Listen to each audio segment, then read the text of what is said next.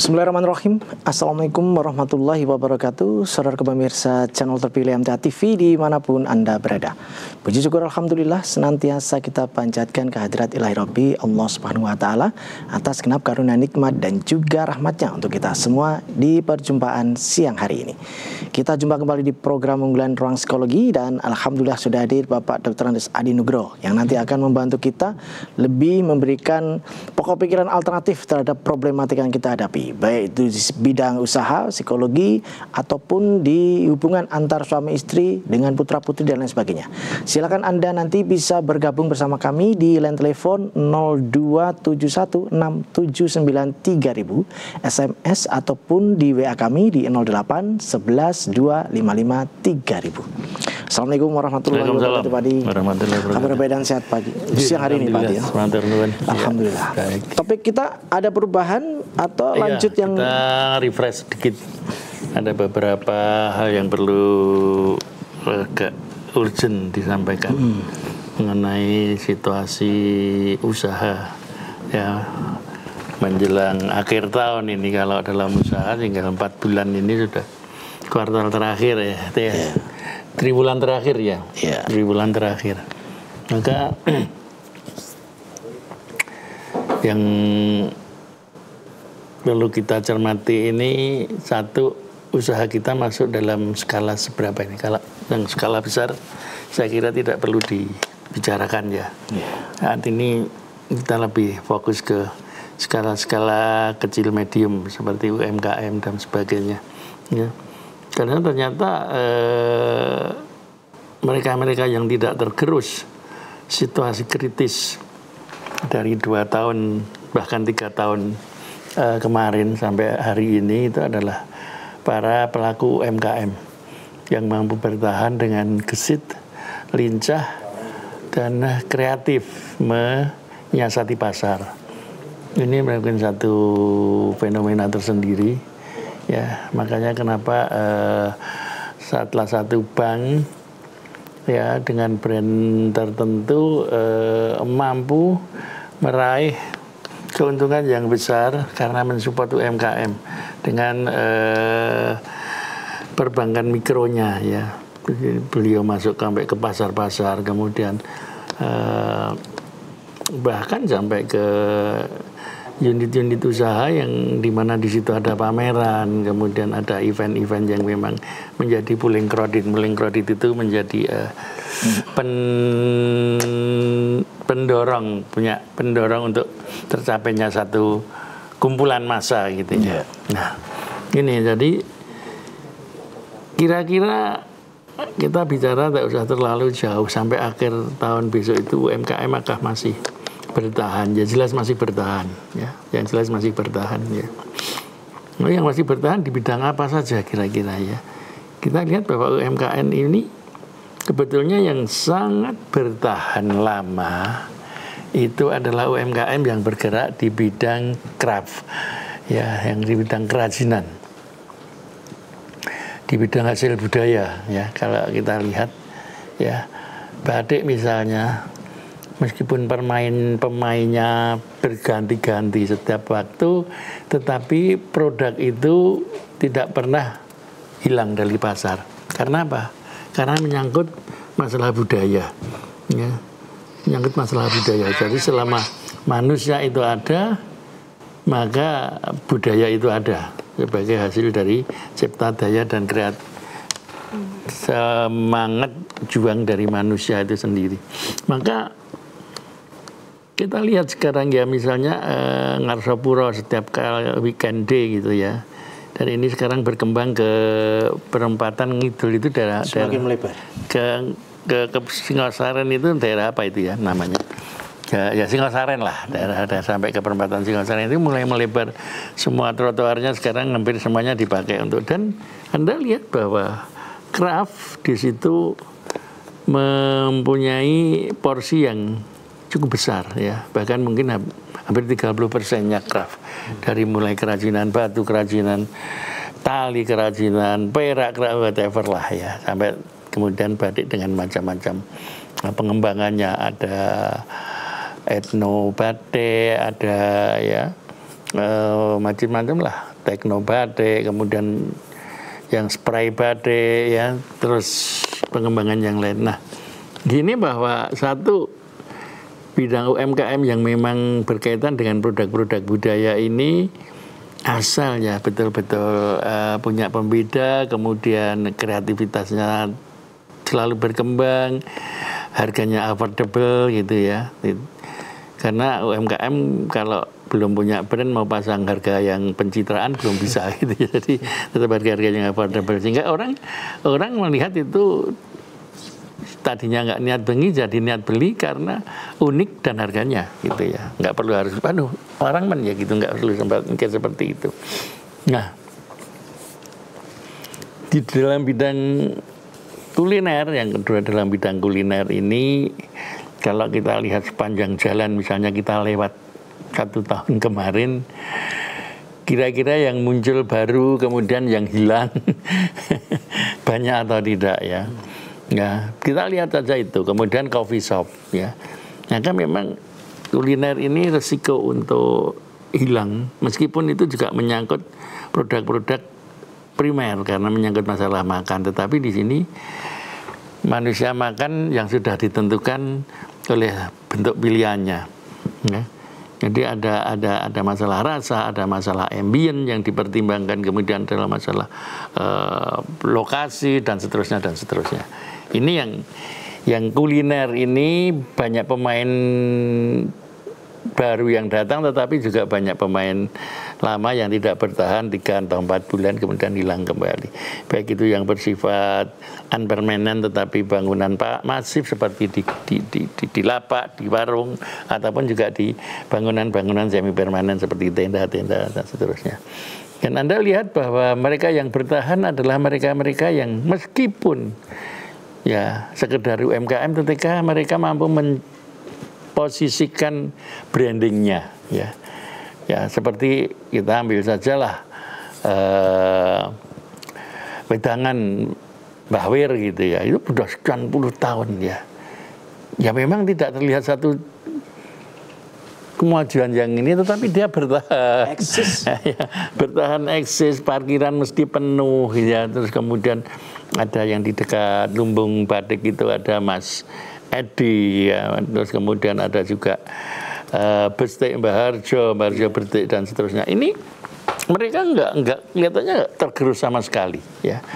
Dan kalau ditanya bagaimana kondisi pasar, ya so-so lah gitu, maksudnya ya seperti inilah. Ya sudah seperti biasanya, nggak pernah ada lonjakan yang mencengangkan, tetapi juga nggak pernah sepi yang mencengangkan. Jadi selalu istiqomah berjalan. Jadi ada satu keyakinan bahwa mereka-mereka yang sudah punya bercokol sebagai pemegang brand dalam satu produk di UMKM, produk kuliner, itu bertahan mampu. Anda lihat bakmi-bakmi Jawa di saya kenal ada Jogja, kemudian ada Solo ya, itu di Jogja ada Mbah Hadi yang bertahan di itu, di pom bensin ya, padahal di pom bensin parenya ikut pom bensin, tapi luar biasa larisnya dan sudah bertahan sekian tahun. Mungkin waktu saya SMA sudah ada, ya sudah generasi keduanya ya sampai sekarang ini. Kemudian kalau di sini ada bakmi Bu Citro, ada bakmi ya bermacam-macam bakmi yang mampu bertahan juga, ya mampu bertahan. Mereka rata-rata punya loyalitas pembeli yang populasinya cukup gede gitu ya, populasinya cukup gede, dan pada saat digempur oleh pendatang-pendatang baru, paling loyalis ini hanya bergeser sebentar karena pengen mencoba saja, tapi kemudian akan kembali ke situ. Nah, ini yang akan bertahan juga nanti ya sampai kurun waktu yang lama, nggak tahu sampai ke generasi keberapa gitu ya. Banyak lah. Kalau kuliner ini memang kalau kita mau mulai kuliner ini agak high risk saat ini karena kompetitif. Event kompetitif, kejadian-kejadian yang kompetitif itu mendadak saja terjadi.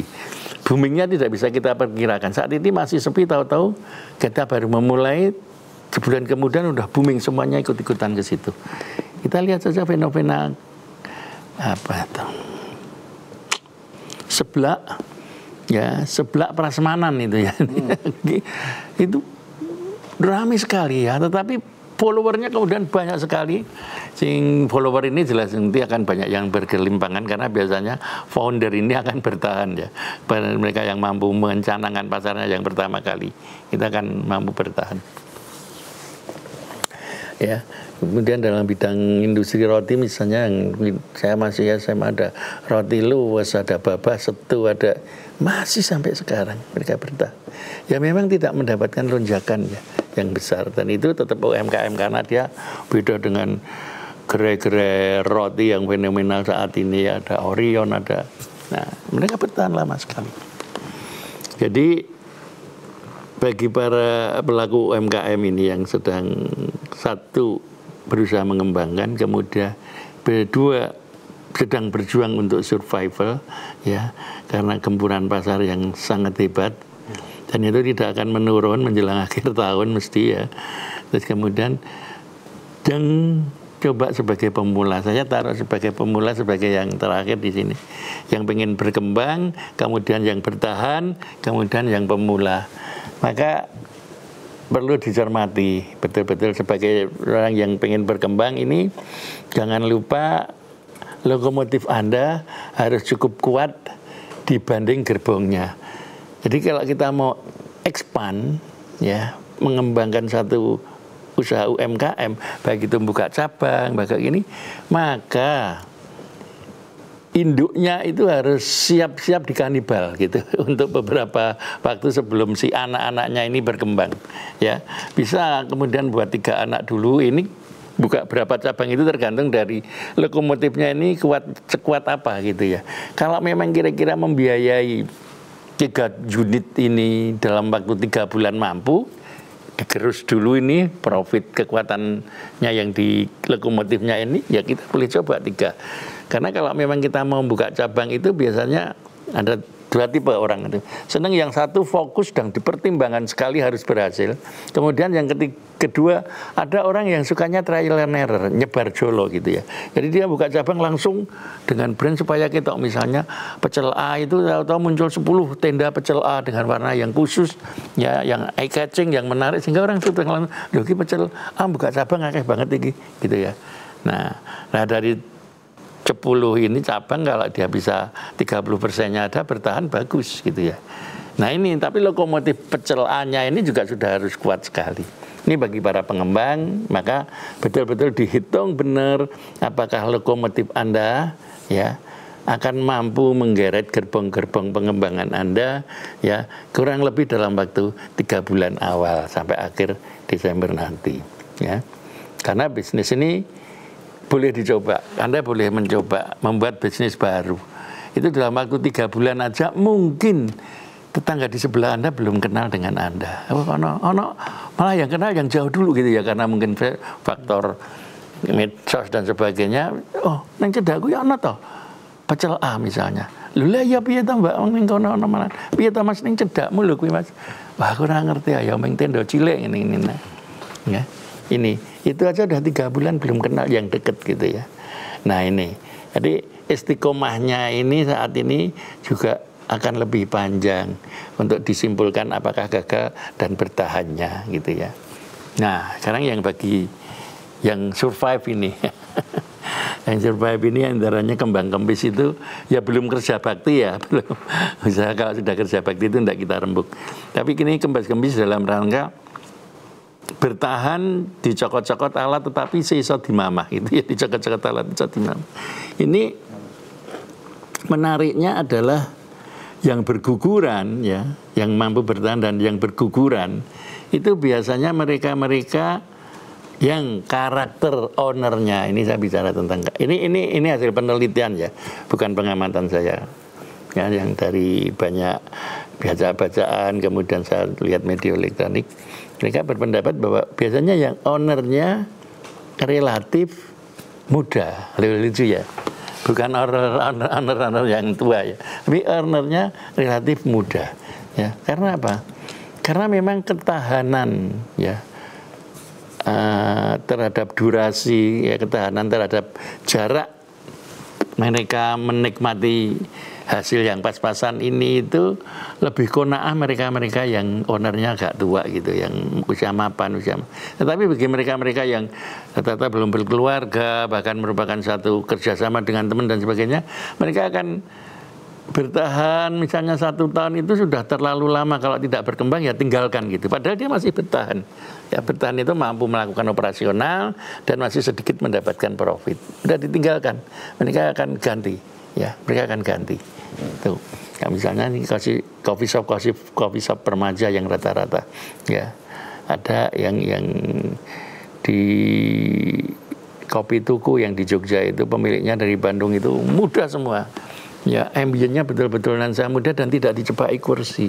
Memang iso kamu take away aja gitu ya. Karena di Bandung mereka modelnya pakai mobil, pakai becak motor itu, kemudian ya pakai itulah mobile seperti itu. Mereka tinggal moving ke daerah-daerah yang crowded-nya cukup gitu. Itu kira-kira yang bisa saya sampaikan. Pemula belum saya singgung karena nanti pemula ini lebih banyak masalah karakter ya. Bukan masalah produknya, tapi masalah karakter mereka mengenali pasar, mematchingkan antara karakter dengan produknya, mematchingkan antara karakter dengan dirinya sendiri.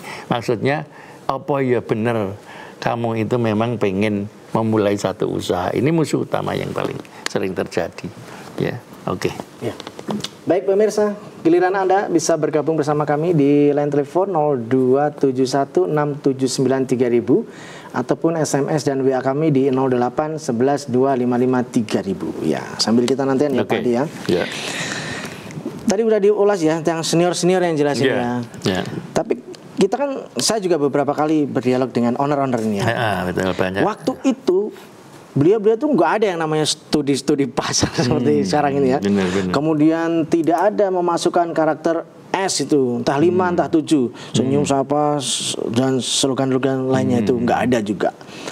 Namun mereka menggunakan apa ya, kearifan lokal sesuai pemahaman mereka sendiri bahwa saya kalau berbuat yang benar, yang buat seenak mungkin, sebersih itu pastilah mendapatkan feedback keberkahan gitu. Mereka tidak ada yang namanya hitungan-hitungan algoritma pasar terus profit harus kembali modal sekian tahun gitu. Mereka nggak ada segitunya seperti anak muda ini. Sejauh mana itu mempengaruhi pemikiran anak muda yang sekarang? Itu kan generasi tua ya. Padahal saat ini sudah beda warna padahal ya. Tapi masih berhasil juga. Mulai dari yang simbok-simbok jualan pecel gendong ataupun yang lopis-lopis manis itu di pintu masuk pasar tradisional manapun masih ada ini, ya kan? Sampai yang gede tadi Bapak Setu, kemudian di beberapa tempat itu yang legend-legend itu masih ada juga. Sejauh mana itu kok nggak tergerus gitu? Padahal warnanya udah beda nih, udah 2000 milenial ya. Terus ini sudah Gen Z itu. Padahal udah berbagai macam tagline dunia loh itu. Iya. Sebelumnya saya mohon maaf ya, kalau nanti saya mencoba membaca atau menyebut beberapa merek itu hanya untuk lebih memfokuskan visualisasi para pejabat dan juga para pendengar. Karena mau kita harus nyebut ya. Ya, karena apalagi kalau punya pengalaman dengan itu ya, itu jadi itu dah yang dimaksud gitu ya. Jadi kita lihat coba para pemula sekarang ini yang mampu berkembang ya, yang mampu berkembang, kemudian usaha UMKM, saya masih nganggap itu UMKM ya.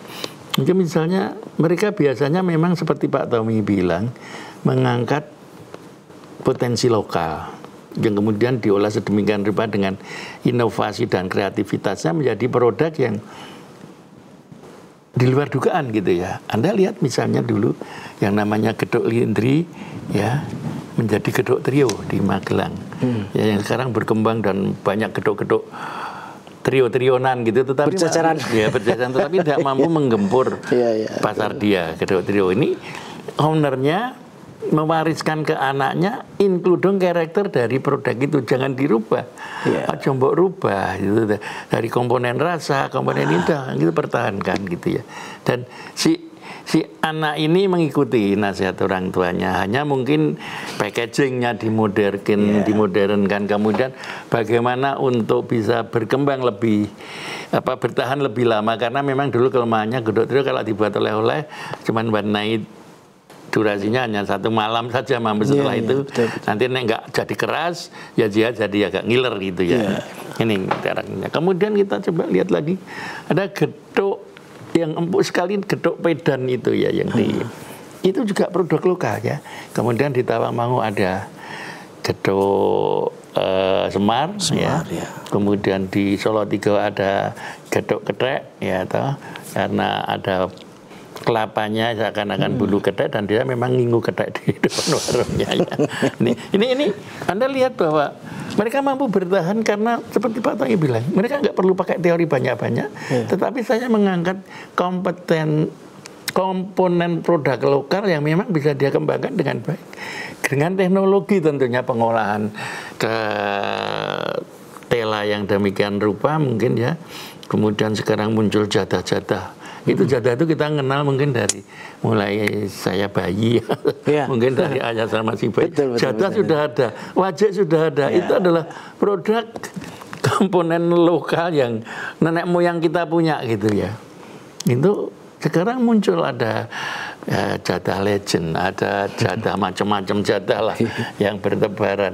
Yang namanya jadah Mbak Cari di Kaliurang itu ya sekarang ini yang selalu dipasangkan dengan tempenya itu ya atau dengan blundu itu ya itu bertahan dalam gempuran tahun 97 ekonomi saat ini gempuran dari traffic Amerika dia masih bertahan, parkirannya penuh, nggak perlu harus bersusah payah mengkonsinyasikan produknya ke pusat oleh-oleh, malah nggak ditemuin di sana. Anda nggak akan pernah melihat Gedok Semar di pusat oleh-oleh, yang kemudian tidak pernah melihat wajik Mbak Cari.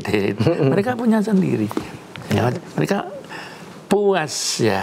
Mereka ekspansi itu tidak harus menguasai seluruh pasar. Ya, gitu yang. Jadi yang kedua mereka tidak serakah.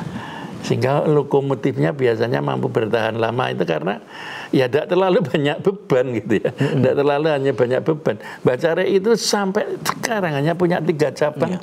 Itu pun satu rute dari Jalan Kaliurang sampai ke bawah. Supaya yang pengen harus sampai naik Kaliurang sekarang agak didekatkan lah gitu ya. Di KM sekian ada. Kemudian yang ada pengembangan jalan lagi yang di Kerasa itu ditaruh satu di situ udah supaya siapa tahu kebablasan sana masih ada. Nah, ini pemikiran-pemikiran yang sederhana, tidak perlu seperti tadi 6S, 7S. Kemudian bagaimana memanagenya sederhana sekali. Ya, kita melihat mereka dengan pakaian-pakaian yang sederhana, nggak punya front ya marketing yang canggih ya memang ini UMKM, saya bilang UMKM jangan dibandingkan dengan produksi yang sudah nasional ya. Tapi jangan lupa mereka menjadi produk ikonik yang selalu dicari saat mereka banyak turis lokal yang masuk ke Jogja, masuk ke Solo, dan mereka biasanya scroll dengan gadget mereka untuk melihat ya itu dan makanya mereka hanya cuma memasang pasar-pasar di medsosnya juga begitu, nggak perlu konten kreator yang kreator nama Maji Mbah Cari dapat warungnya difoto, produknya difoto wes malah orang lain yang akan menjadi promosi marketing mereka ya, gedok tularnya gitu ya, mereka moto pas tuku selfie dan sebagainya lah, vlog di situ ya. Itu Mas. Tapi kalau memang mereka yang satu, memang mereka mengangkat produk-produk lokal ya, dan kearifan lokal tidak hanya secara karakter, tetapi kearifan dari produk yang ada di situ, dan itu banyak sekali. Yang namanya kacang goreng sangan di Gemborong misalnya, kalau kita lihat ya, kalau saya bisa menyebutkan beberapa produk itu karena memang saya menyukai UMKM terus terang. Ya, dalam pameran-pameran saya datang bukan sebagai pembeli tetapi sebagai pengamat saja. Ya, kalau kita kemarin lihat di area-area Manahan itu karena memang populasi bayarnya orang-orang muda, produknya ya jadi Korean street, kemudian ya Thailand street food dan sebagainya. Tapi itu tidak akan Itu nggak lama itu ya. Itu tidak kan lama. ngikutin waktu aja, timing aja. Itu harus hati-hati. Oke. Baik pemirsa, kita akan lanjutkan di segmen yang kedua. Silahkan dipersiapkan problematika ya atau tema yang akan disampaikan. Kami persilakan di line telepon 02716793.000 ataupun SMS dan WA di 08112553.000. Sesaat lagi. Baik saudaraku pemirsa channel terpilih MTA TV dimanapun Anda berada, terima kasih Anda masih setia bersama kami khususnya di program unggulan Ruang Psikologi siang hari ini. Baik Pak Adi, kita masih menantikan yang bergabung. Tadi sempat disinggung beberapa keunggulan ya, kekuatan dalam mempertahankan survive ini sampai saat ini. Nah, kalau dipikir-pikir kan kayak nggak kenal perubahan zaman begitu. Beliau-beliau ini menggarap usahanya ini. Nah, padahal kan pasti ada yang sudah meninggal kan. Perintisnya ini kan ada yang lapis kedua, lapis yang ketiga dan kesekian. Dan yang muda ini pasti mempunyai paradigma berpikir yang beda. Pinginnya kan pasti ada investasi yang optimal, luas, kemudian ada target. Kalau yang muda-muda biasanya punya pemikiran bisnis itu harus ada target, harus ada pengembangan, lebih expand begitu. Beda dengan yang senior kan, setidaknya beliau ini sudah menanamkan cukup kuat akar bisnisnya sehingga bisa menjulang ke atas lebih tinggi, kan lebih datanya lebih kuat begitu.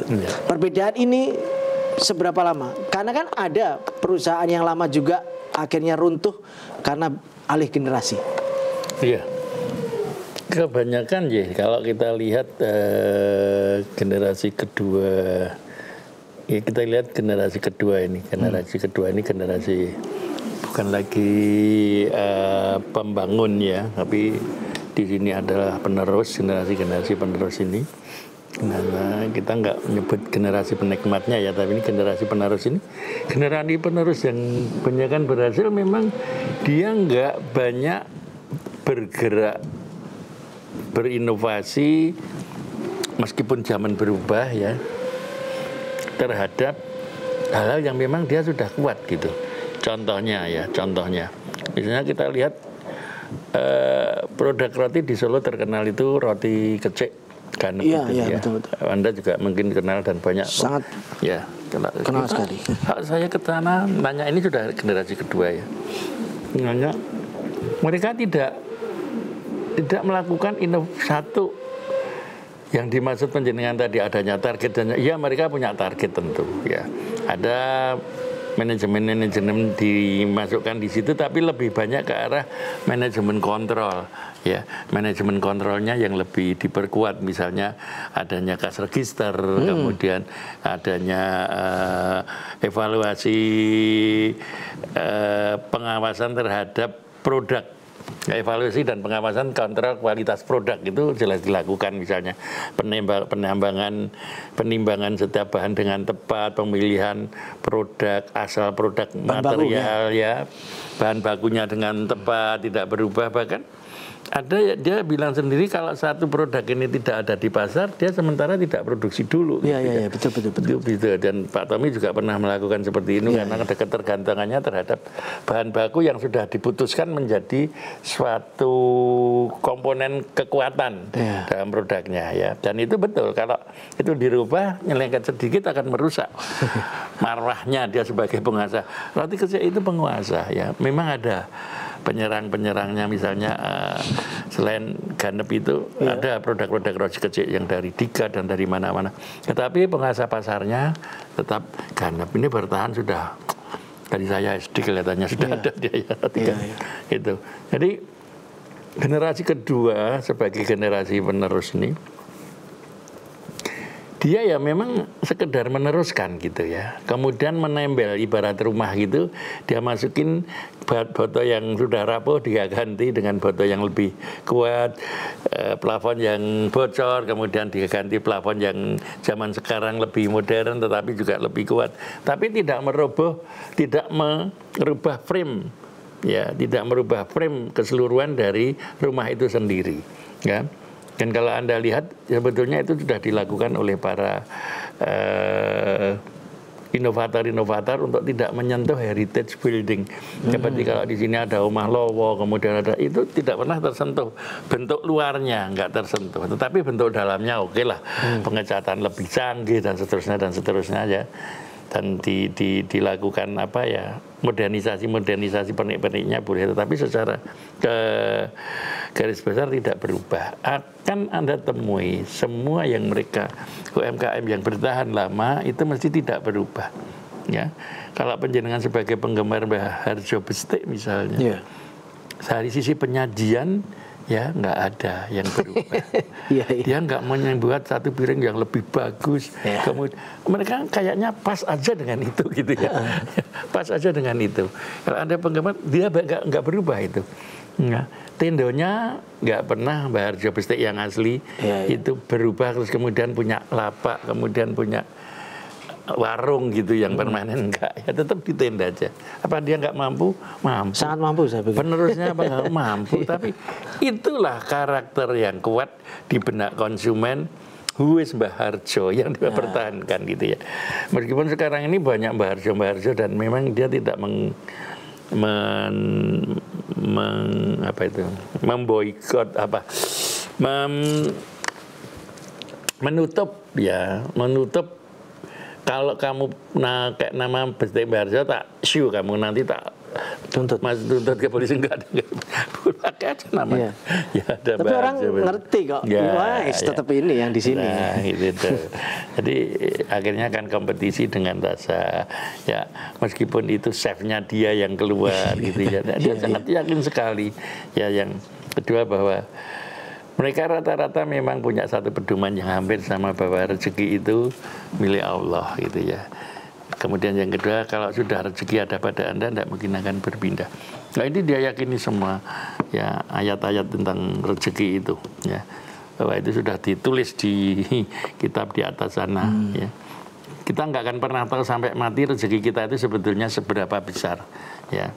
Kan Allah sendiri berjanji tidak akan mengakhiri saya akhiri hidupmu sebelum saya akhirkan rezekimu gitu ya. Jadi kita akan tahu batas rezeki kita itu setelah kita mati, ya itulah batas rezeki kita ya. Tidak akan pernah tahu ya. Saat ini pun saya nanti pada saat ini akan punya rezeki seberapa ya, punya kekayaan seberapa, apa masih nambah lagi bisnis saya apalagi ya, kita nggak akan pernah tahu. Gitu Mas Tawi. Jadi memang ada satu hal yang hampir sama pada para generasi penerusnya, yaitu tidak pernah merubah frame keseluruhan. Kalau memodified, customize, oke, tetapi tidak pernah merubah frame keseluruhan. Kalau mereka melakukan satu modifikasi brand dan sebagainya, Anda lihat bahwa dia tidak sekuat dari brand awal yang wariskan oleh orang tuanya. Dikiranya ini orang lain ini. Betul, ya. Jarang mereka mampu seperti dari roti Orion sudah generasi keberapa. Iya betul. Ya, dia nggak pernah buat roti di luar roti Orion. Bahkan keinginan buka cabang aja nggak ada.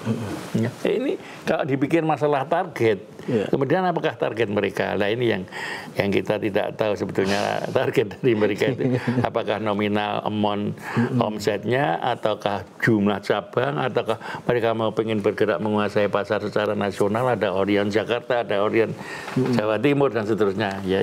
Tapi tidak mereka lakukan, dan itu membuat mereka mampu bertahan. Lokomotif itu semakin kuat. Akhirnya kan taunya Orion in Solo, only. Betul. Seperti kalau di Madiun ada satu produk roti yang terkenal, Bruder ya. Bruder Cokro yang paling terkenal itu Bruder Cokro. Itu juga dia nggak pernah mencoba bergerak untuk membuka cabang di kota lain. Karena Bruder itu bukan hakinya, bukan hak dari toko roti itu, tapi orang lain juga boleh membuat roti Bruder. Kasih brand lain Cokro ya boleh saja gitu ya. Sekarang banyak Bruder yang lain, tetapi yang terbesar tetap dia. Hanya dia mengembangkan tokonya lebih modern, lebih welcome, lebih nyaman dibanding yang dulu cuman kecil di garasi, ya sekarang gede banget gitu ya. Terus kemudian dibanding mendekatkannya ke konsumen, dia tidak membuat lapak-lapak di daerah lain, tetapi mereka mendistribusikan berdasarkan kekuatan transportasi yang ada, misalnya ikutkan bis pagi, masih sangat tradisional seperti itu. Tapi dia masuk ke Indomaret, kemudian ke Hypermart, ada kedai-kedai kecilnya itu, ada Bruder Cokro, ada dia punya cuman sales girl ada di situ satu. Ya, dan apalagi dipilih, apakah itu targeted? Ya, kalau dia cuman bisa jual 30 satu hari, maka itu targeted gitu, mengingu satu orang di situ ya dengan lapak yang kecil. Tapi itu tetap dia lakukan untuk apa? Untuk reminding, ini loh Bruder Cokro. Yang belum tahu, yang cuma dengar-dengar orang Solo, oh kita Bruder Cokro. Oke, cobalah itu ya, sekedar nyoba aja.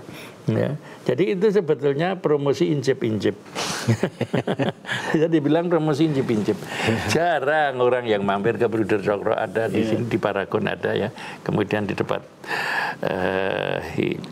Depak itu ada apa, Indomaret, Super Indo ya. Udah juga di situ Anda bisa lihat Bruder Cokro. Ya, kemudian di depan PKU itu ada Alfamart ya apa ya, yang Super Indo juga kalau nggak salah ya. Di situ juga ada. Mereka beli nggak pernah ada yang banyak, ya cuman ambil 2, 3, itu tadi lah, itu adalah bisnis incip-incip saja. Jadi memang nggak ada targetnya kamu harus sampai berapa. Tapi mereka kalau nanti kemudian, oh ini Bruder Cokro langsung ya, lah. dia kayak semacam menghipnotis dulu ini. Betul. Ya. Lidahnya sentuhin dulu sama Bruder Cokronya ya.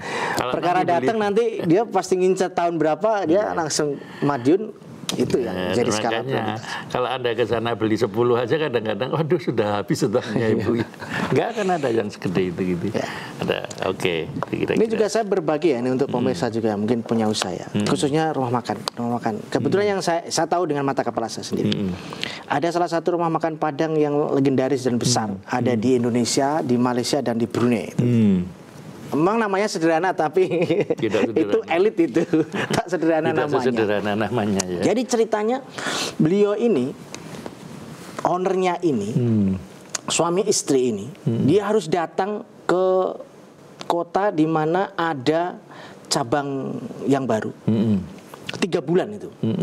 Stay di sana. Stay di sana 3 bulan. Apa coba?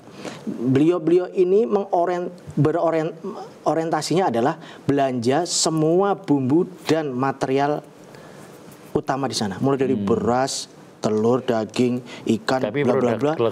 Lokal semua. Okay. Jadi saya lihat dengan mata kepala sendiri itu setiap pagi beliau berdua ini datang ke pasar-pasar tradisional. Untuk select ya, untuk searching ya. Untuk membuat undang-undangnya bahwa ayam popnya ini di sini, ikannya di sini, garamnya di sini, berasnya di sini, dan lain sebagainya. Itu sudah di breakdown, dikasihkan ke manajernya. Dan ini nggak bisa dilanggar, nggak boleh dilanggar. Kalau ada perubahan ini atau yang dibelanja itu bangkrut atau meninggal, dia harus wajib laporan. Nah, cari yang lagi ya. Jadi 3 bulan itu belanja, memastikan tim krunya itu seperti desainnya beliau asli ya. Nah, nanti kalau beliau sudah meninggalkan tempat itu, ternyata ada tim pengawasannya. Saya pernah ngikut tim pengawasannya ini beberapa lama gitu. Jadi kerjaan tim ini adalah dari rumah makan satu ke rumah makan lainnya, otomatis ke kota satu ke kota lainnya kan. Betul. Karena kalau di satu kota itu sudah ada, nggak boleh buka cabang, harus radius sekian kota begitu, baru ada. Dalam satu kota itu tetangganya itu nggak boleh buka. Itu MOU-nya. Nah, jadi di situ ada tim yang memastikan bahwa rumusnya owner ini dilaksanakan oleh manajer di situ. SOP-nya itu ya. Jadi kalau sudah datang rombongan itu, semua bumbu, sambal, makanan harus keluar di meja satu panjang begitu. Dan beliau nih ngincipinya nggak dimakan lahap gitu enggak.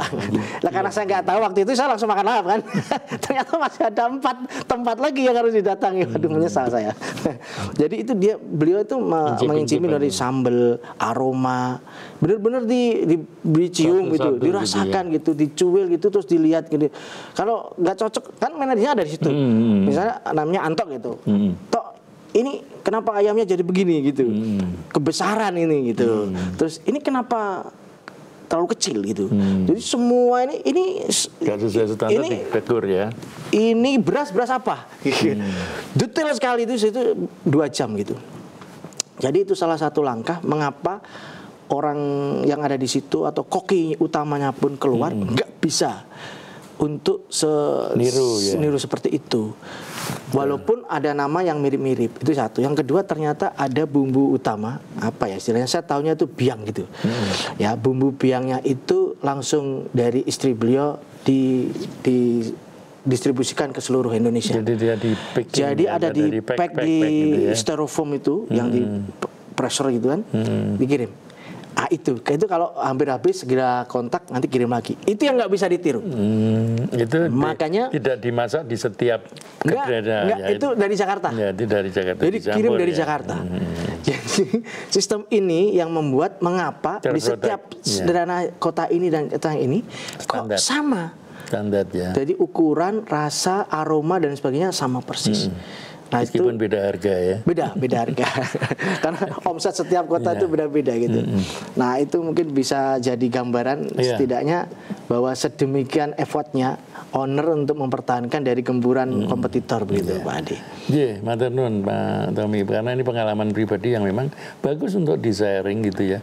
Karena dari pengalaman ini Anda bisa melihat bagaimana salah satu perilaku owner ya yang tidak. Ya dia harus spend waktu ya, spend tenaga, spend pemikiran hanya untuk menstandardisir ya, menstandardisir resto-restonya yang baru sebagai cabangnya.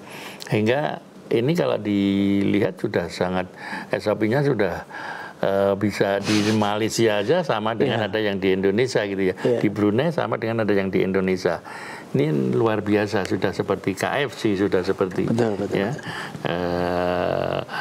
apa itu Burger King ataupun McD dan seterusnya yang memang sangat standardisir. Mereka punya buku petunjuknya untuk melaksanakan usaha itu, di chefnya bagaimana, uniformnya bagaimana, bentuk tokonya bagaimana, bahkan karakter warna tokonya juga sudah ditentukan ya.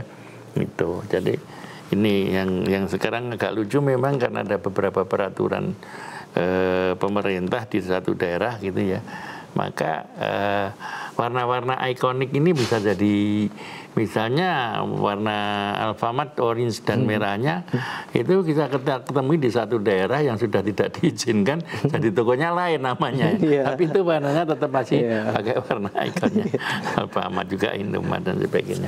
Ya begitulah kira-kira kebijakan politis dagang itu. Sedikit ulasan tentang 4 bulan ke depan sampai akhir tahun tidak akan ada perubahan yang cukup berarti bagi para UMKM yang bertahan. Selamat bertahan dan betul-betul ya usahakan untuk tadi ngikutin tadi ya, jangan mencoba untuk melakukan hal-hal yang menguras investasi Anda ya kalau tidak betul-betul yakin ya, tapi tetaplah bertahan di usaha Anda ini saja dulu ya, sampai kira-kira ya setelah akhir tahun lah gitu ya, setelah akhir tahun, karena saat ini memang tidak kondusif untuk berubah. Yang sedang berkembang maka selalu diperhitungkan bahwa lokomotif Anda memang cukup kuat untuk membawa gerbong pengembangan Anda ya.